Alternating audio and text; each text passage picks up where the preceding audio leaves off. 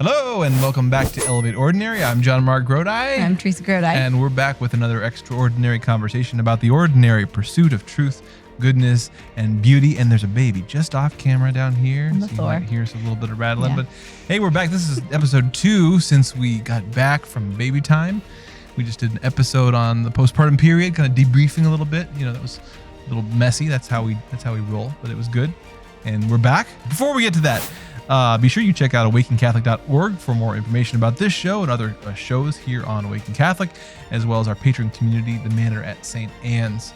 You can support the show and get access to other cool stuff via the Awaken Community app at theawakenapp.io.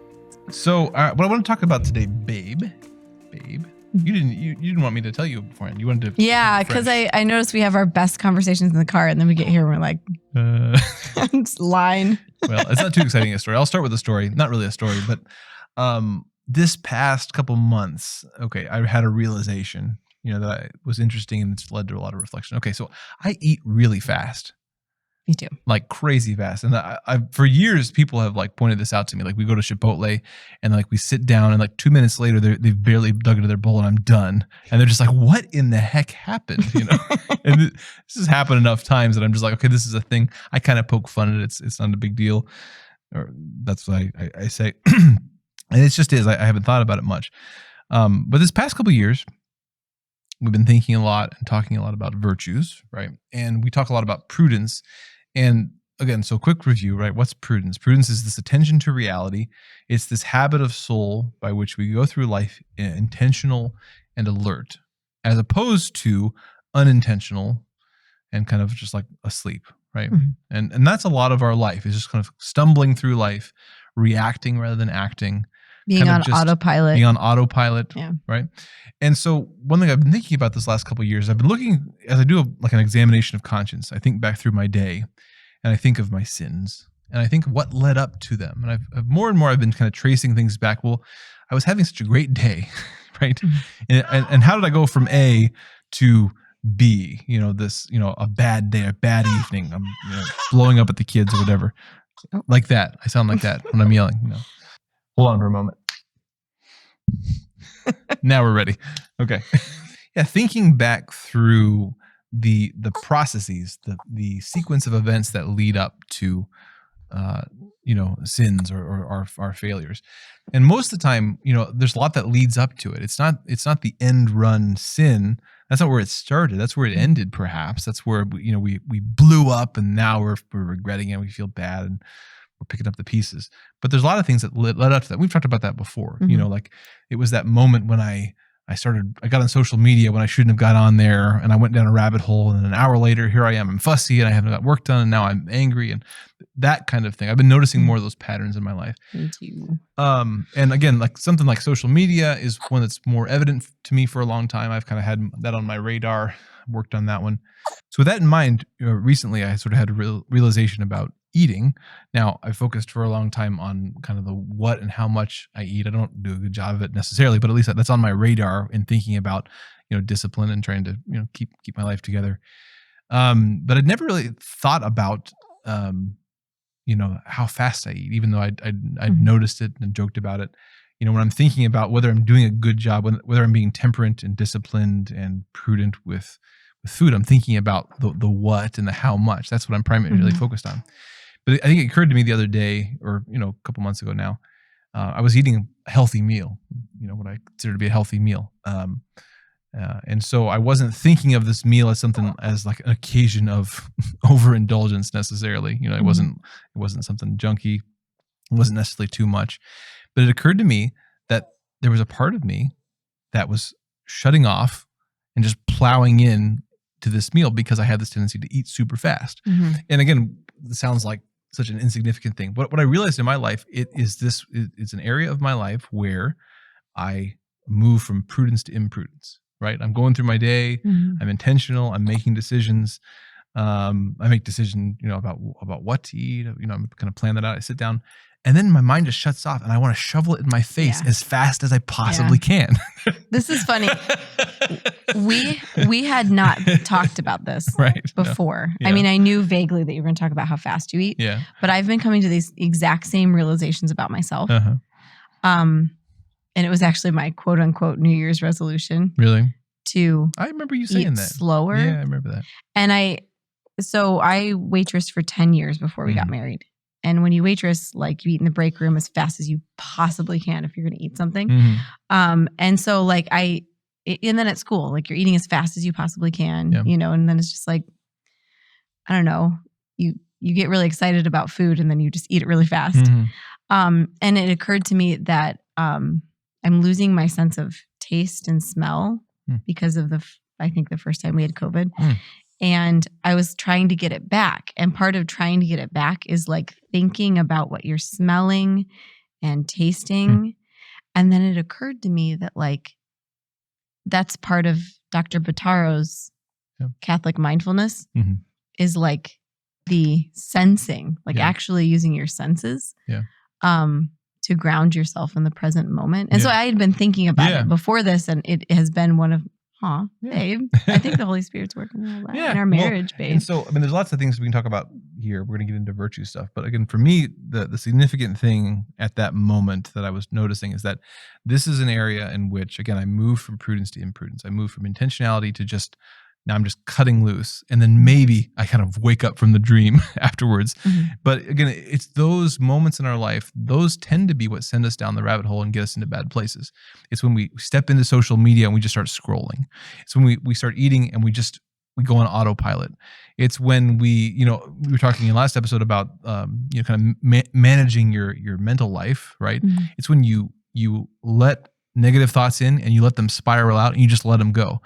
Well, when we let things happen to us, when we turn off our kind of intentionality and we just kind of let ourselves go on autopilot, that's often where we end up in those familiar places. Like, how do I keep getting to this place where I've committed this sin, or I've gotten angry, I've gotten upset, or whatever it is in your life? For most of us, there are things that lead up to it. There are many things. It's that I didn't go to bed well the night before. There are small decisions I make ahead of time that lead up often to those moments of real weakness where our recurring faults and failings lie. And so getting hold of them is more looking back, kind of doing some detective work, looking back in our life and saying, what are those moments that make me weak, that sort of shut off my mind and make it hard to come back to reality, come back to intentionality. And I noticed for the first time that that's one for me. Again, I don't know if that's true for other people, but for me, even when I'm eating a good healthy meal, there's a part of me that just then, okay, now I can shut off and not think about this. And I just shovel food in my mouth as fast as I can. I do think that this may actually be more of a quote unquote social sin. Okay, I'm not talking about Catholic, but like than we think it is, because another place I was thinking about how I fail and go on autopilot during meals is that we always have this situation where a 2-year-old, whichever 2-year-old it happens to be at the time, stops eating and we don't notice it. And then we notice it and we're like, how do we get this kid to eat? Right. But then it's like, I sit down and I get everybody served and then I just eat my food. Whereas like if I was paying attention to the present moment, it is not like I'm denying myself. Like if I put other people before myself, that's not what I'm saying. What I'm saying is if I were in the present moment and not just like chowing down, I would notice that like, oh, I need to like spoon feed this 2-year-old again because for some insane reason, like he doesn't want to eat his food during this period of life. Right. And just realizing that like, I think that's my duty. I think it's my duty to to make sure that kid eats before I even sit down and eat my food. And it's not like I can't eat, but it's like I need to turn my attention away from this habit that I've gotten myself into. And so that's a first bullet point here. Again, I think there's lots of bullet points we can pull out of here. The main thing here isn't so much the food. Again, this anecdote may not be relevant to anybody else out there, but we all have things like this in our lives. And so our goal in analyzing this is like, we can analyze those moments in our lives that are kind of the trigger moments or the first domino that leads us down bad paths. And so one of them is that, do we have these moments that pull us into autopilot, pull us into kind of mindless eating or acting or scrolling or whatever it is, that pull us away from the people and things we should be present to. Mhm. That's a real big one. I mean, this is, again, phones, right? Or headphones. Our kid, our eldest son bought himself a pair of Bluetooth headphones, $8 at Dollar General the other day, whatever. And he was so proud of them. He's excited about them, and we allow him to do an audiobook from time to time. And the other day he had them on, and we walked into the room, and he just keeps on listening to him. And we talked to him afterwards and recognizing, like, that's weird for someone else to be in the room and you don't even like look at him and notice him. And it's not like you're doing something bad. You're not meaning to, but technology can sometimes do this to us where we're focusing on it, and it doesn't occur to us once it becomes this habit, it doesn't occur to us to treat another human being as a human being because we're in another little world. But nothing's changed physically. We're still there in the presence of another human being, and we should act accordingly.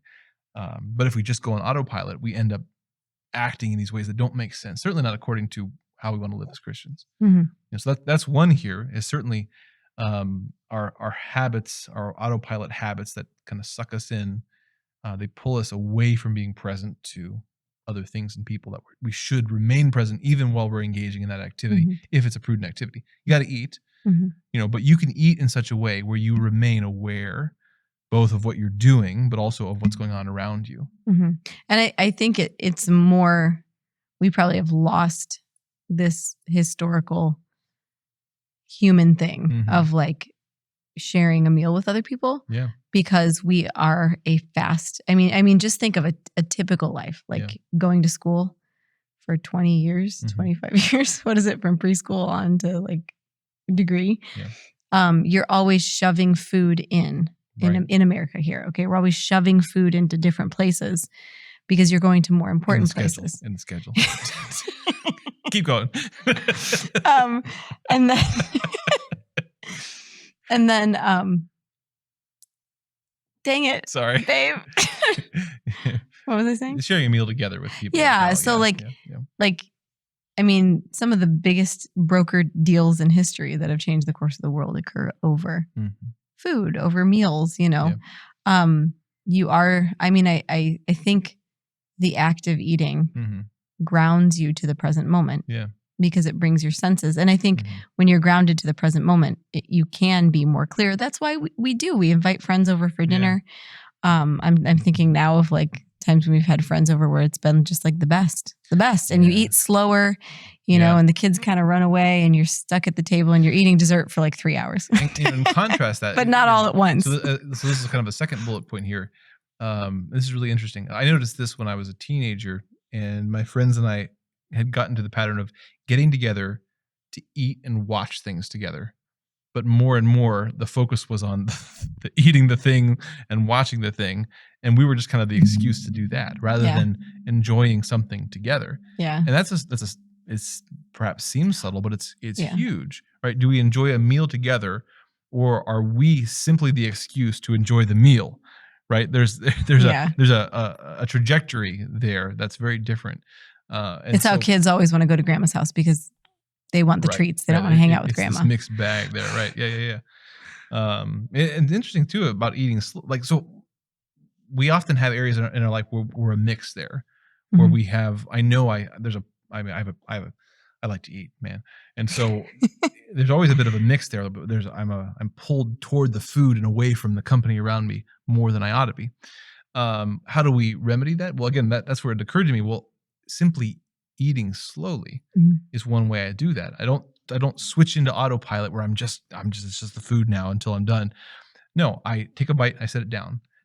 And I enjoy that food. That's another bullet point here, is truly enjoying. But I eat the food, but then I remain aware and intentional about what's going on around me, the conversation, the needs of others, while enjoying that food in a better way than otherwise if I was just kind of going to town on it. Yeah. So that's another broad point here, that there is something really special about enjoying things together, right? Enjoying a meal, enjoying coffee, enjoying a dessert at a party, enjoying a movie together. But we have to monitor that we're not just pulling ourselves more and more to indulgence where the other person is just the excuse to do it. We have to really ask, is this thing, this food, this movie, is this really helping me to enjoy them, enjoy time with them? And if not, maybe I need a different activity or a different thing. Well, pushing back. Yeah, like, so this is baggage I'm bringing into this.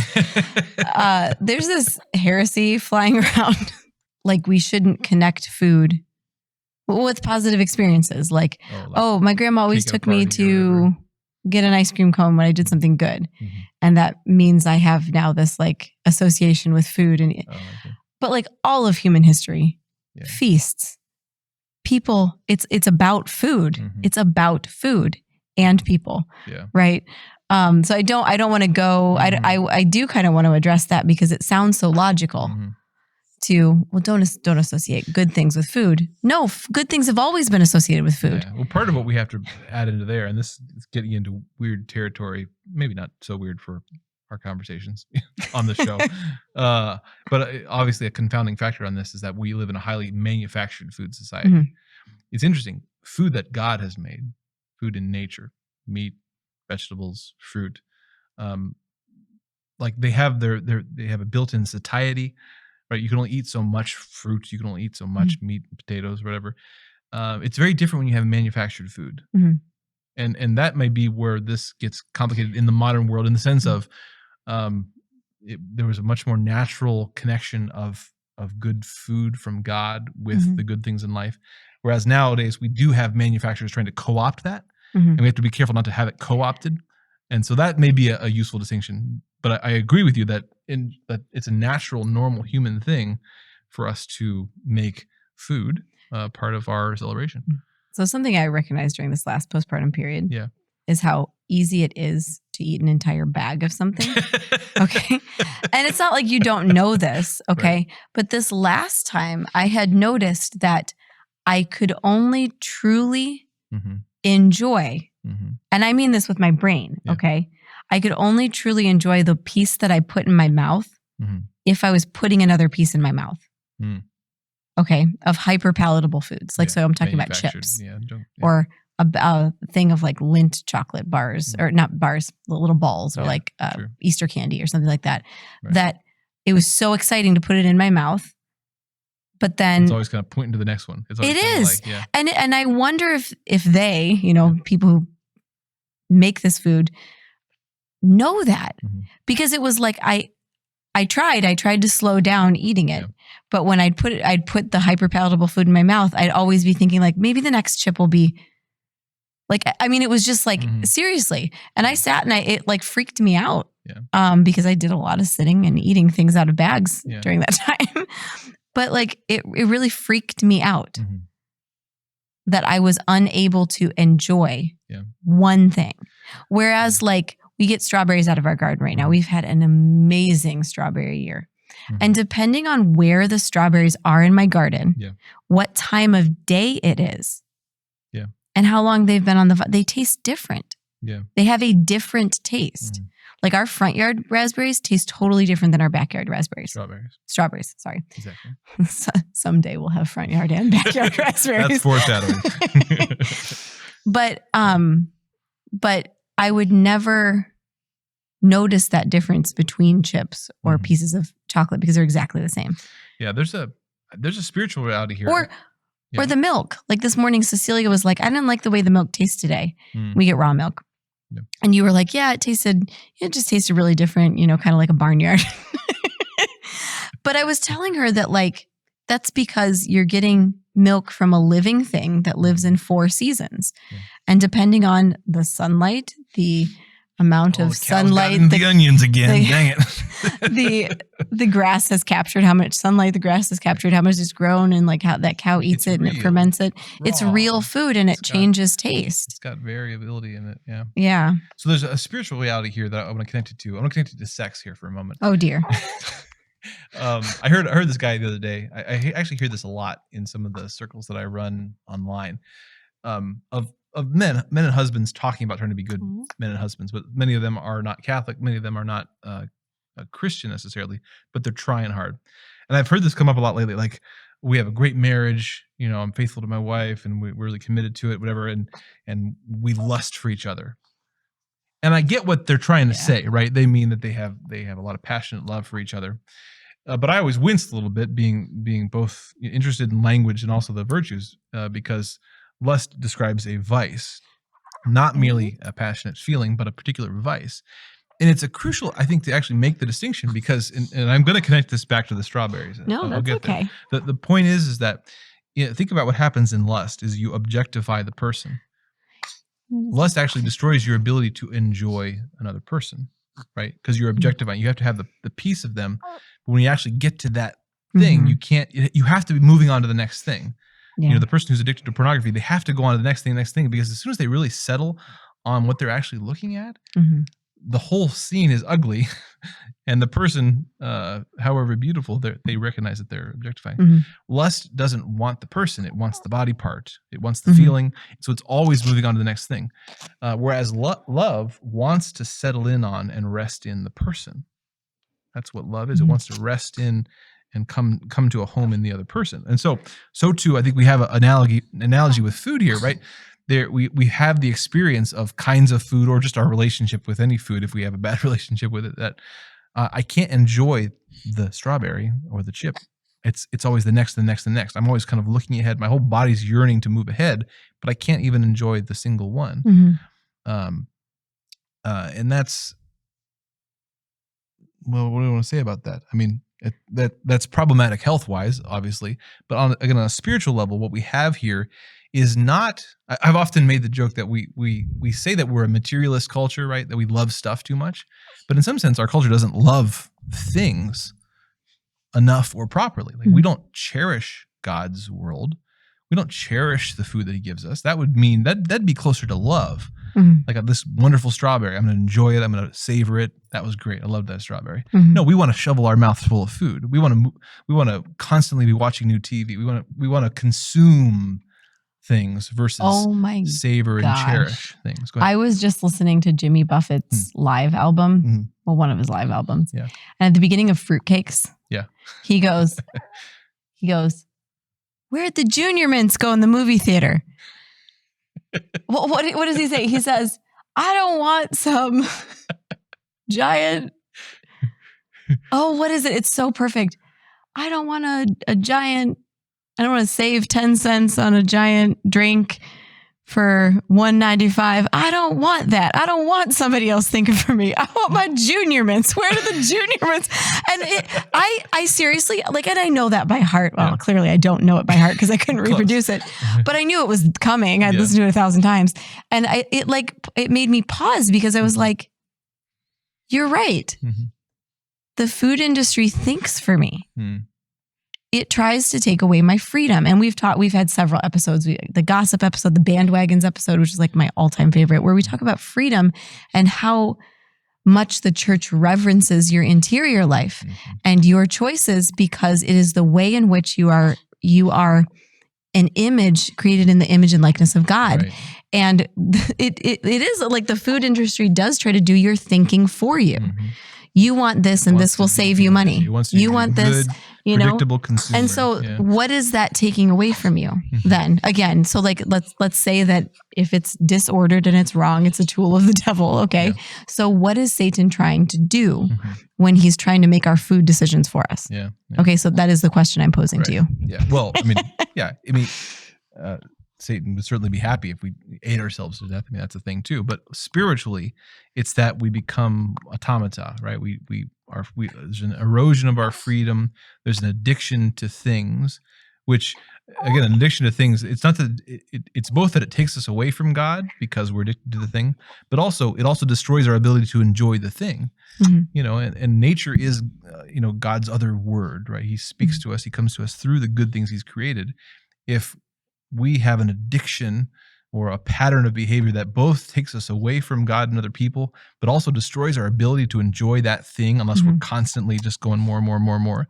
That's obviously, a recipe for just our spiritual and physical doom, right? Yeah, so let's go back to sex.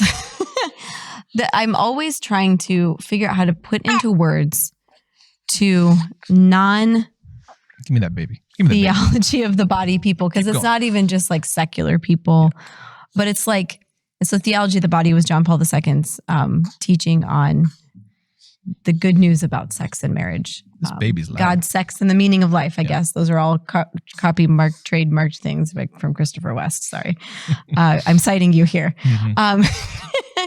But when you say to somebody like, "Oh yeah, it's been, we had a new baby. It's been a really long time, and we're not concerned about it," people are like, "Well, you're clearly." The thing that comes into people's heads are like, "You're lying.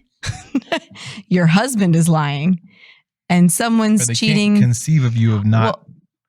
Of ever being able to. Yeah. Like, no, that's just a lie. They're lying to themselves. They're lying. That's not reality. I mean, that's what they tell you when they have the audacity of telling people that you have to have sex in order to get pregnant, instead of just telling them how to maybe take an 80 to 90% hit off of whether or not you might get pregnant that time you have sex. They always say, well, that's not reality. Yeah. You can't live in that reality. Well, it's implied in the abortion debate, right? It's implied that, people can't actually be expected to not have sex for 5 minutes. I mean, that's just ridiculous. I know. So what I was thinking about was I was trying, how do I put this into words when I'm sure that my doctor is going to make sure that I'm okay the next time I go to the doctor? Or, you have these weird situations in which you need to explain to people that no, we're not. Okay, whatever. You can think whatever you want about me. But so I was trying to think of how to explain it. And it's when you invest so much, when you realize that to have an actual intimate relationship with one person, you have to confront the fact that your entire construct, your entire life of sex has been something so you've been formed used, you have been used. Yeah. And you've been set up as this thing that is supposed to be used. And if you're not able to be used, then why would anyone love you? I mean, my heart just breaks. When I was thinking of that awesome girl who's in Hunger Games. What's her name? Katniss, whatever her name is, Jennifer something. And she had that scandal of sending her boyfriend pictures or whatever. And she's like, what else would I do when we're apart from each other for so long? He'll cheat on me. Yeah. That's what you have to do. And my heart just broke because I'm no, you're telling all these people that if you can't be, all these women, if you can't be used, you're nothing. Right. So anyway, I'm going way off on tangent. No, this is good. But what I was trying to explain to people is when you finally realize that that's all a lie, and the only thing that's in front of you for the rest of your life is this other person, then looking that person in the eye is hard. And it's scary, and you want to run away from it, and you want to have this fantasy in my head or something other than being looked at in the eye by another person. That's scary. And when you when you finally get to that point and you seek to work at your actual intimacy, and I don't just mean sex when I say intimacy, I mean actual intimacy, intimacy again, as Christopher West says. Why, even if you are attracted to another person, because we're all attracted to other people, people are attractive. They're created in the image and likeness of God, and it's beautiful. But even when we're attracted to other people, that if you were to indulge in that other person, it would be a sham and a lie, and you would lose everything that you have, and it would never satisfy with that person, because A, it would be built on a lie, and then B, you're just going back to that lie of well, this use is what makes us like each other. Yeah.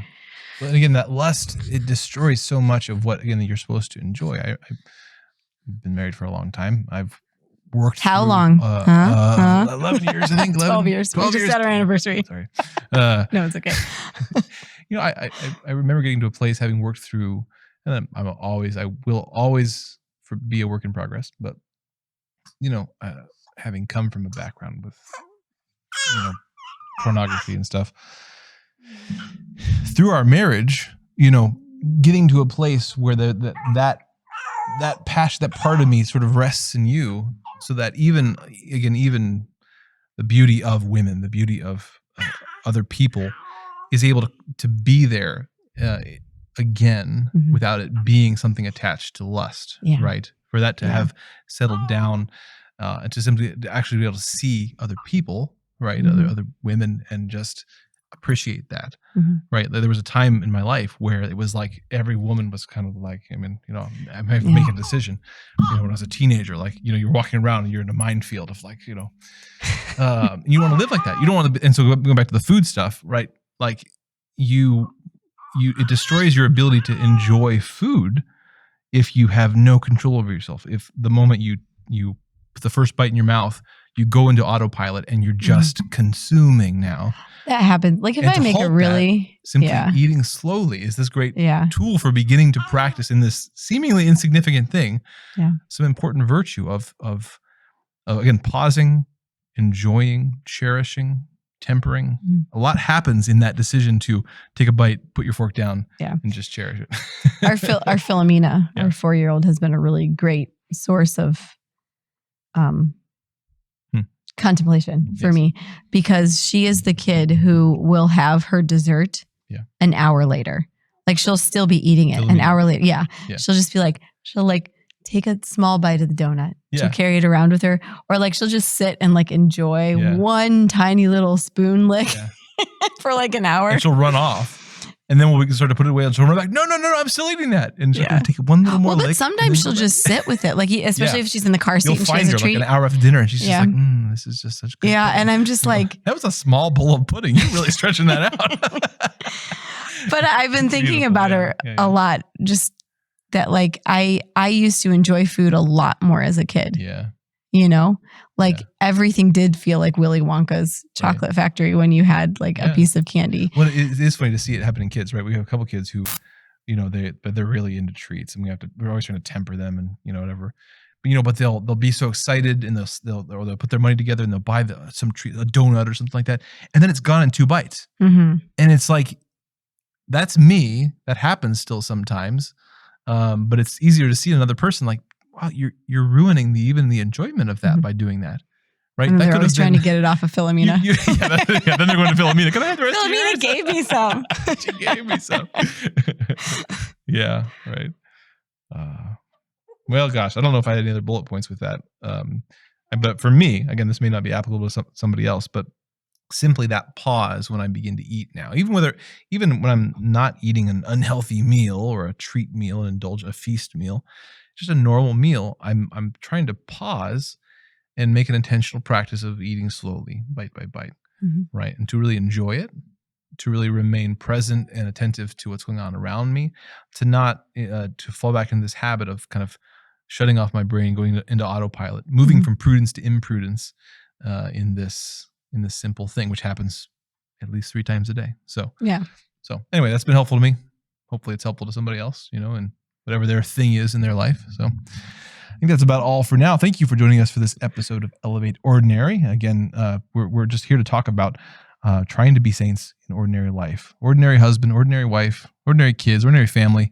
It's messy, but it's the material out of which God has called us to be holy. And so we're trying. So we'll be praying for you. Keep praying for us.